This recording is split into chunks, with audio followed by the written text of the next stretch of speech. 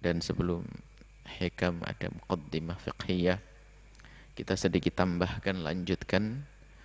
Pada pertemuan yang lalu kita membahas tentang kesunnahan di dalam sholat. Ada sunnah sebelum sholat, kemudian ada sunnah di saat di dalam sholat.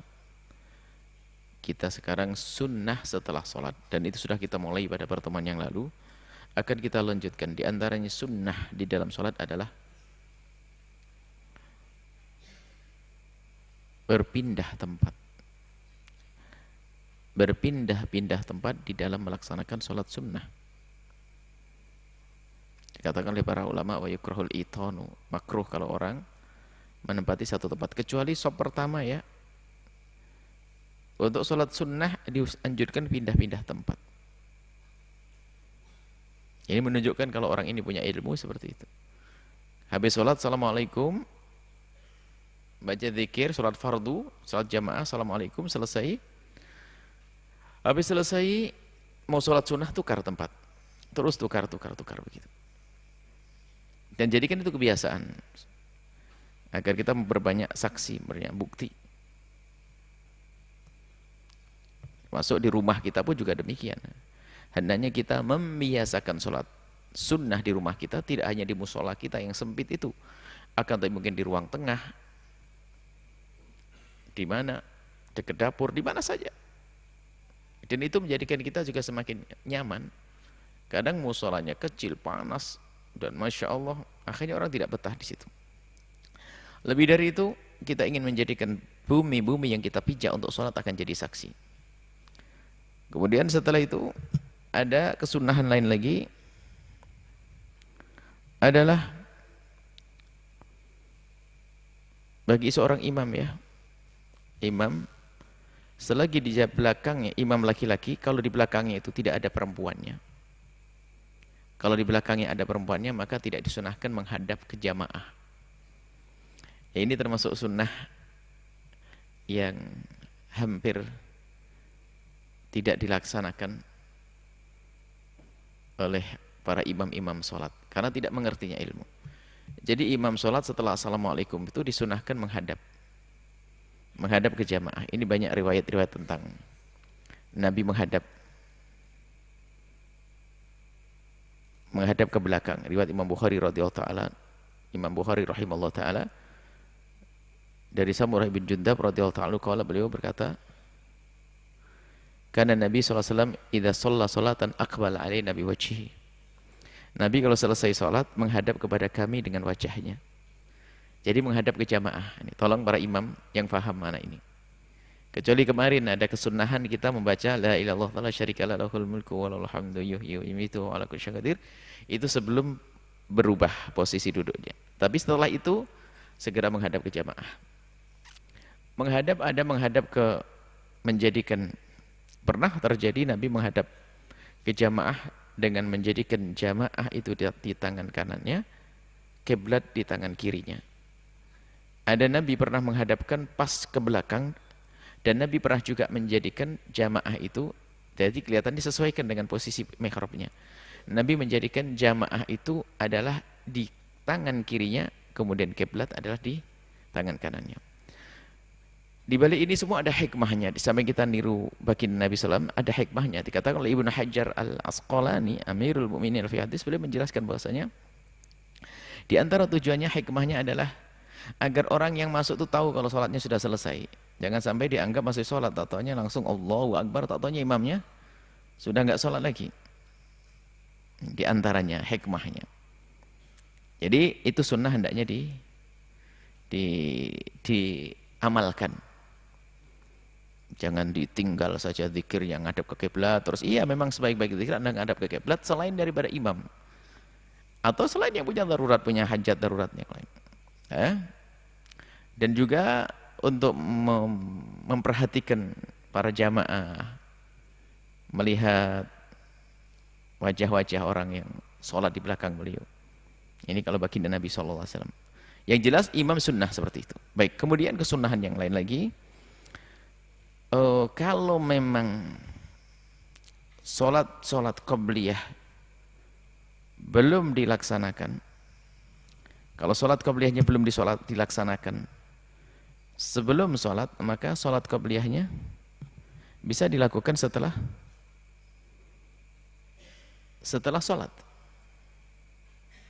Nabi pernah ditanya, ya Rasulullah, kau habis asar sholat 2 rakaat, sholat apa?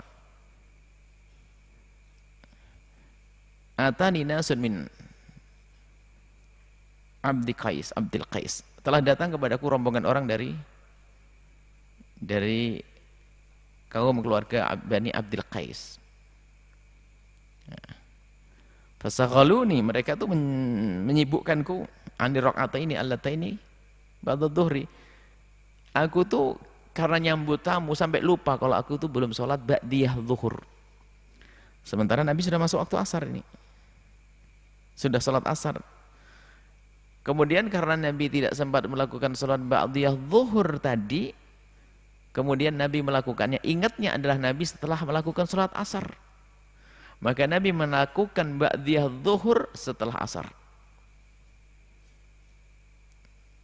Ini mengkodok. Disebut mengkodok karena waktunya waktu zuhur.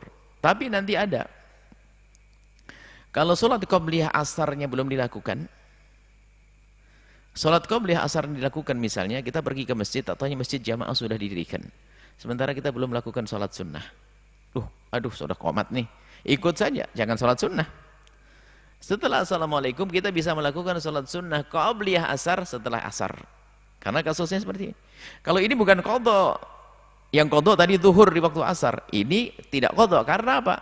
Sholat qobliyah asar waktunya adalah waktu asar, dan kita masih di waktu asar, hanya karena kita telat waktu itu sehingga kita mengerjakannya adalah setelah sholat asar. Kemudian diantaranya adalah masalah, sedikit kita singgung, masalah berjabatan tangan. Itu bukan sunnah di dalam sholat. Berjabatan tangan setelah sholat bukan sunnah di dalam sholat, tapi itu sunnah di saat kita bertemu, nggak ada masalah. Cuman jangan dianggap sebagai sunnah sholat.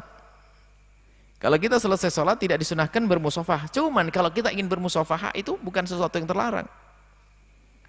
Berjabatan tangan. Tentunya dengan beberapa catatan di situ.